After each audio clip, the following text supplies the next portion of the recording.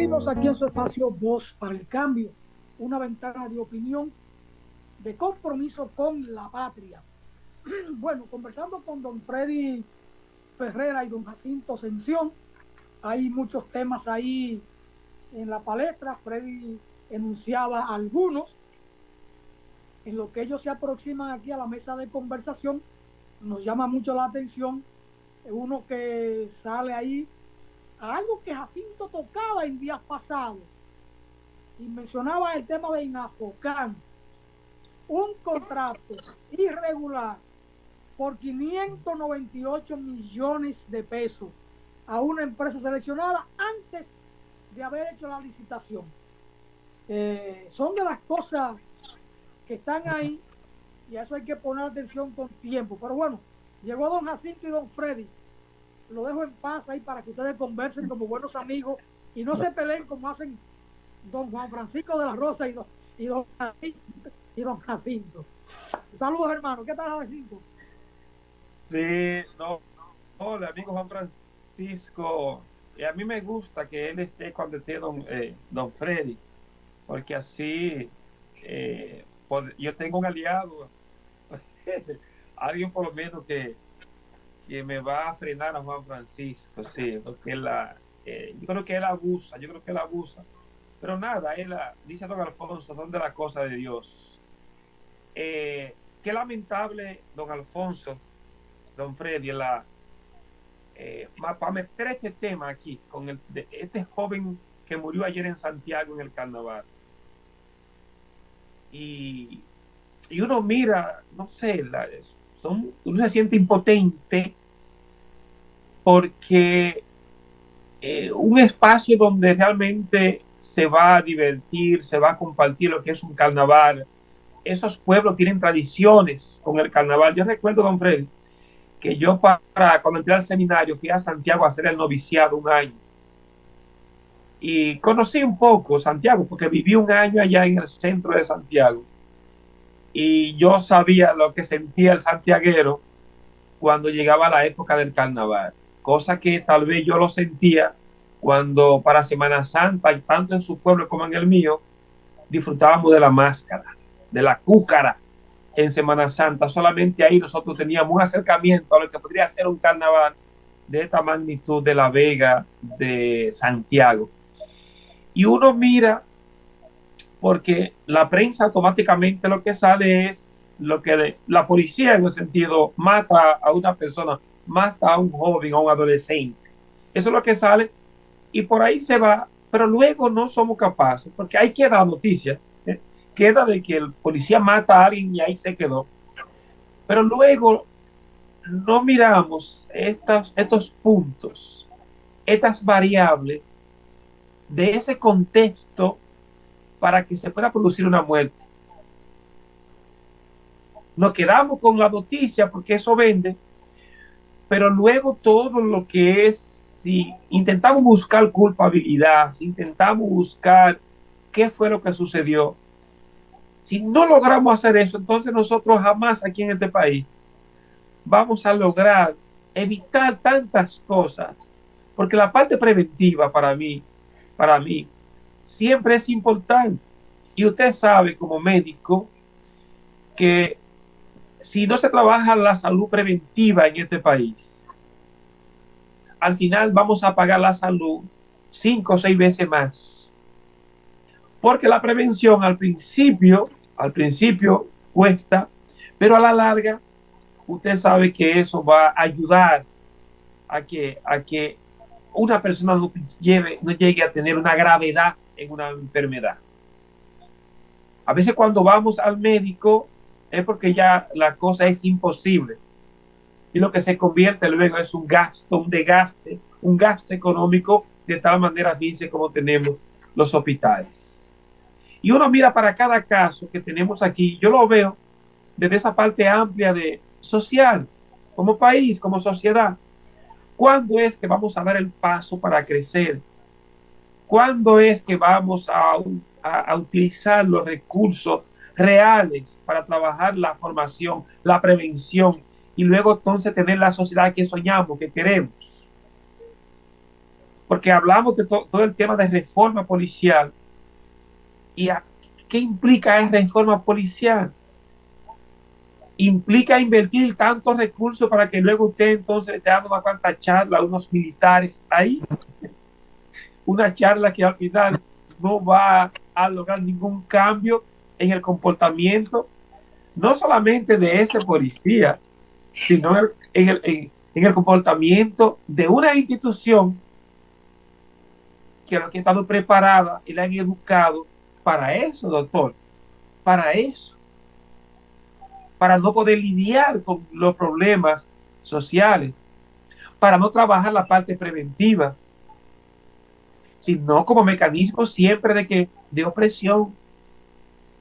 Y por eso entonces en cada caso que vemos que están ligados agentes de la policía y militares, donde aquí inclusive ya no se está respetando a las autoridades, dígase que venga de la policía o que venga de AME, por lo mismo que siempre hemos dicho, cuando aquí la ley no se aplica o cuando se aplica solamente para algunas personas, entonces al final ese es el resultado que nosotros estamos cosechando como sociedad, como país. Entonces, si seguimos así, al final nosotros estaríamos durante 20 o 30 años más, siempre aquejándonos de lo mismo, siempre enterrando nuestros muertos por el tema de estos conflictos, en este caso con la policía, y sin embargo, unos políticos, unos funcionarios irresponsables, que a veces están actuando a partir de los 4 o 8 años que van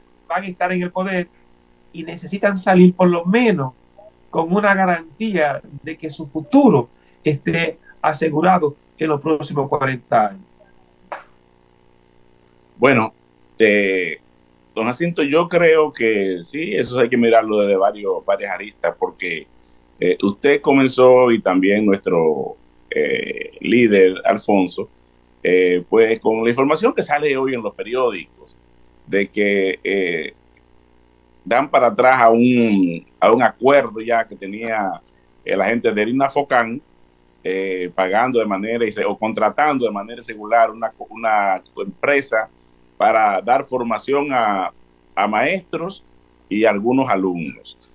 Desde todos los puntos de vista, lógicamente, y según la información que sale, o sea, parece que fue un concurso amañado y respetando lo que es la ley de compras y contrataciones públicas. Doctor, perdone que lo interrumpa, ahí mencionaron dos personas, una de ellas no está, pero de esas dos personas, porque conozco el tema, ya lo comencé desde antes, y conocía lo que está pasando en el Afocán, de manera de fuente cercana ahí, pero hay dos personas, porque ni siquiera, y perdone que le diga esto, para que vea que por qué esto y lo que implica la gente que ha estado ahí y que fue amañada. Una de esas personas que estaba ahí, que era responsable de dirigir esa institución, lo primero que se compró fue una jipeta Lincoln del año. Ahí anda. Será funcionario en otro lado, pero ese es funcionario. Y otra persona habría que caerle atrás para ver, porque hasta se han mudado hasta del lugar. Y eso es a partir de ese negocio que hay en la Focán con los funcionarios para dar estas concesiones millonarias, por fin todo lo que hay detrás, cobrando el peaje antes para garantizar de grado a grado estos proyectos. Y lo dejo. Y disculpe. Sí, precisamente me quería referir a eso porque son varios. Son varias iniciativas que se dan, porque realmente es que los funcionarios que van a estos gobiernos, ellos creen que van allí con una patente de corso, van con un mandato para hacer cosas mal hechas, para sacar del erario pues grandes sumas de dineros que para su provecho personal. Entonces, eso lo ve la población. O sea, vemos la impunidad. Vemos que aquí usted lo que no puede es hacer un acto de ratería simple, robarse 100 pesos, un celular, que si lo agarran, pues le dan un tiro en la cabeza y le aplican la ley de intercambio de disparos. Pero entonces la información, lo que el mensaje que se le deja a la población es que no pasa nada, que usted puede robar y no le pasa nada, porque eso es lo que vemos día a día. Desde el gobierno, desde el Estado, se roba a la clara, porque ese es un proyecto, pero estamos hablando de todas las construcciones que el Estado patrocina, sobrevaluadas, la cantidad de recursos que han sacado de educación, de ese 4% que se luchó en las calles, ¿cuánto de ese 4% ha ido a parar a los bolsillos de los funcionarios? Del anterior gobierno, del anterior y de este gobierno ya. Entonces la gente eso lo ve y el policía lo ve. Aquí un policía está ganando ahora mismo, qué sé yo, 12 o 13 mil pesos o menos.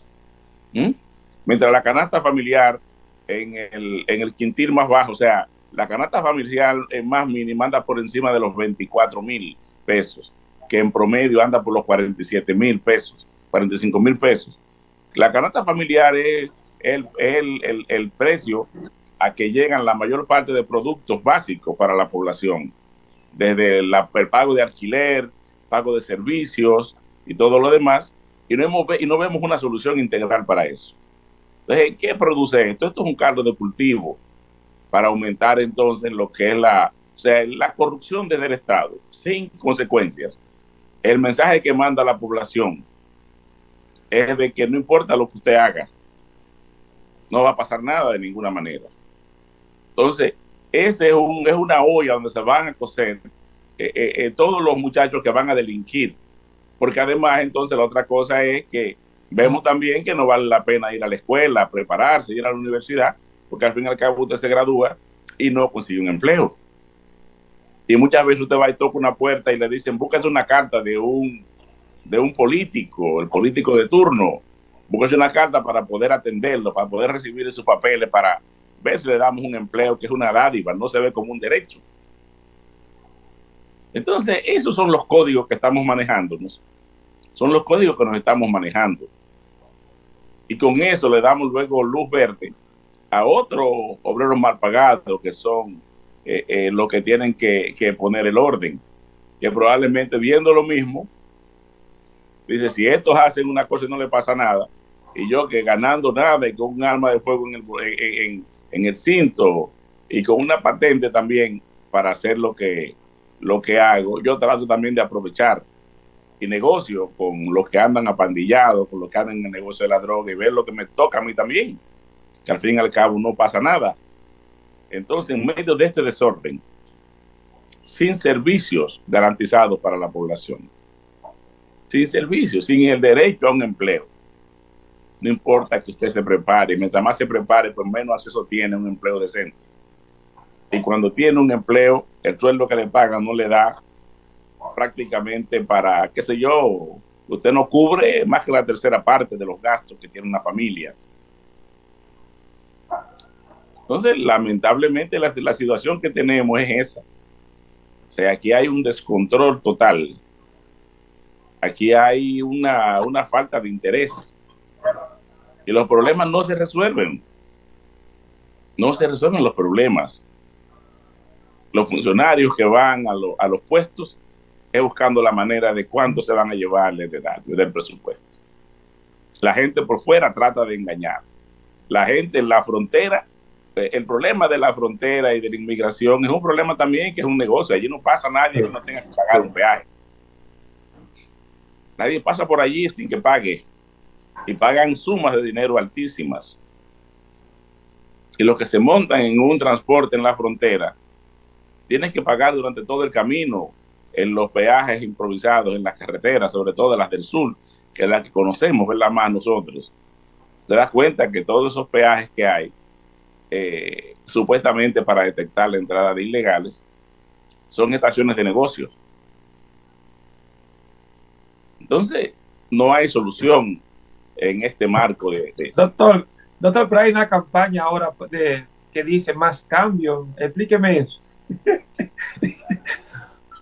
Queríamos el cambio, lo tenemos, pero ahora la población está pidiendo más cambio. Parece que los cambios son buenos. Bueno,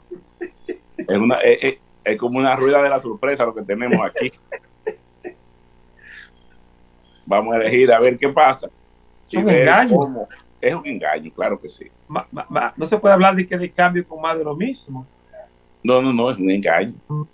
Y hay sectores que siempre son los que cobran al final. Sí. Hay sectores que son los que al final pues salen entonces pasando facturas. Sí, porque de todos estos cambios.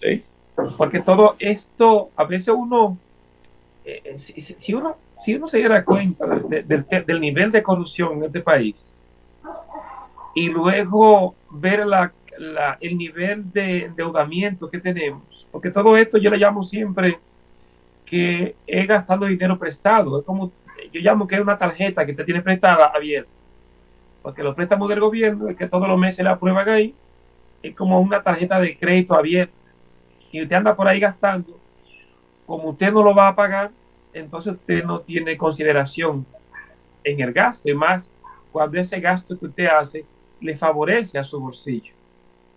Que es una lección que han aprendido desde siempre. Hay que recordar que desde 1844, cuando proclamamos la independencia nacional, esos sectores ganaron o sea, ellos no fueron a la batalla, pero fueron los que se alzaron después con el premio. Llegaron primero a la meta y se alzaron con el premio. Y ahí vimos entonces que se peloteaban la conducción del Estado, se lo peloteaban dos facciones de ese mismo grupo, entre Santana y Báez. Y cuando uno estaba en el poder, hacía préstamos y los repartía entre sus más cercanos colaboradores, sobre todo militares. Pero cuando estaba en la oposición, hacía revoluciones. Esas revoluciones eran financiadas con préstamos futuristas. Usted recuerda, usted sabe, usted también tiene conocimiento de historia, que la propia génesis de la deuda externa, que luego Trujillo dice que es un mamotreto ahí, una pantomima de pagar la deuda externa con el acuerdo Hull Peinado. Pero luego se endeudó, se pagó la deuda supuestamente, pero fíjate luego. No, es que no pagó ninguna deuda, él lo que pagó fue la deuda que hicieron los gobernadores gringos cuando entraron aquí en el 16, gastaron muchísimo dinero, esa fue la deuda que negociaron luego Colden Hall, que era el ministro el ministro de Exteriores de Estados Unidos, y Peinado, que era el ministro nacional, Jacinto Peinado, el abuelo del candidato y vicepresidente de la República. En un momento hicieron ese acuerdo y Trujillo lo lanzó eso como parte de su estrategia de endiosamiento personal, ¿verdad? Pero esa deuda viene desde atrás. Esa deuda quien la contrata inicialmente es Báez, con unos judíos creo que en Curazao, los hermanos Yesurún. Esa deuda se fue peloteándose hasta que llegó a manos de tenedores de Estados Unidos, y eso fue lo que enarbolaron. Esa fue la cocina que enarbolaron, los papeles que enarbolaron para venir aquí, primero para agarrar las aduanas en 1905 y luego en el 16, pues desembarcar con marines, que fueron los que gobernaron el país del 16 al 24, cuando se fueron, pero no se fueron. Se quedaron igual dirigiendo la parte económica, y luego en los años 40 es que se produce este acuerdo Peinado-Ford con Colden Hall y Jacinto Peinado, que supuestamente paga, pero la deuda seguía y sigue toda esa misma deuda. Yo no sé cuántas veces la vamos a pagar, pero mientras tanto entonces los problemas nacionales, como te digo, se mantienen. Tú hablabas ahorita del tema de salud. Yo pregunto, doctor, y nos quedan ya 2 o 3 minutos para concluir. Me gustaría escuchar la reflexión suya final. ¿Cómo ir a la urnas en las elecciones de que uno no esté votando más de lo mismo, pero sobre todo que ese voto sea de conciencia? Porque al final parecería que esos votos que se repiten cada 4 años no es un tema de conciencia, sino que es un tema de manipulación, es un tema de quitar a un gobierno, inclusive hasta sin pensar que el que viene es igual o peor, y no hacer una elección consciente y real de que el cambio está por otra vía. Bueno, el problema con esto es a quién favorecen esos partidos, en manos de quién están. Porque al fin y al cabo tú puedes cambiar de color de partido, puedes cambiar una persona por la otra, pero todo lo que hemos tenido, que han ido al poder en los últimos 50 años, pues son, son empleados, por decir una palabra, de los mismos grupos económicos. Empleados aventajados, aventajados grupos. Exactamente, este país ha sido dirigido por 10 o 20 familias que parece que tienen, es como si fuese un juego de ajedrez y cada uno tiene sus fichas allí y las mueve. Y cuando conviene hacer un cambio para que la gente dure 2 años con la expectativa de qué es lo que va a cambiar y al final pues no cambia nada. Y cuando cambia es el cambio de reversa lo que meten estos grupos de poder, lo que permiten estos grupos de poder. Y todo lo que hacen es buscando un beneficio. Yo en estos días yo decía, bueno, pero si hay un ministerio hay un ministerio de obras públicas, quiere decir que tiene que hacer las obras, tiene presupuesto para esto. Pero bueno, y tiene muchos empleados y tiene personas allí de mucho valor profesional, pero si va a construir una letrina en un patio, eso tienen que licitarlo y tienen que comprarlo fuera, teniendo ellos equipos, teniendo profesionales, teniendo obreros, teniendo de todo. ¿Y por qué no la hace? Esa institución no la contrata. Y en esa contrata, en primer lugar, no se hace tampoco a lo loco. Hay que elegir a quién le van a dar el contrato y cuándo nos vamos a repartir. Y lo que puede costar a usted si lo va a hacer, qué sé yo, 100 pesos, al Estado le cuesta 1.000.000. Hay un tramo allí y eso pasa en todos los órdenes. Yo sé que no tenemos tiempo hoy para analizar lo de la salud, pero hay una situación, usted hablaba de la prevención. O sea, la prevención se hace a diferentes niveles, pero obviamente el control de las enfermedades o de los trastornos que tiene el organismo, que se convierten luego en enfermedades y en carga de enfermedades, como es, por ejemplo, la hipertensión, el aumento de los lípidos, del colesterol, los triglicéridos en la sangre y la diabetes, son los 3 elementos, esos son son las 3 carnes del sancocho, que si usted no las controla, pues simplemente usted va a perder la vida con un infarto del miocardio o con un derrame cerebral. Sin embargo, ¿qué nos encontramos? Que los medicamentos para estas enfermedades, los grupos ricos que se han hecho más ricos con la seguridad social y con la salud del pueblo, simplemente no te lo despachan en la farmacia y tienes que comprarlo de tu bolsillo. Entonces el mayor gasto aquí en salud no es los 2 o 3 pesos que los médicos le cobran de diferencia, porque los propios banqueros así lo han determinado. O sea, los propios banqueros, una resolución que emitieron en el 2007, dijeron, ok, cóbrenle diferencia, lo que ustedes quieran, no hay problema, pero yo les voy a pagar 500 pesos por una consulta, 300 pesos en ese momento, en el 2007, y luego lo subieron le subieron 200 pesos a la consulta, y eso, lo que pagan por lo que pagan la ARS por las consultas. Aquí se dan 10 millones de consultas en el año. A 500 pesos, ¿cuántos son? 5.000 millones de pesos. Pero el gasto en medicamentos, nada más de la población, de medicamentos a través de la Seguridad Social, solamente le dan a los pacientes más de como cerca de 5.000 millones también en medicamentos. Pero ¿sabes cuánto es el gasto en medicamentos? Casi 50.000 millones de pesos. O sea que más de 45.000 millones salen del bolsillo de la gente.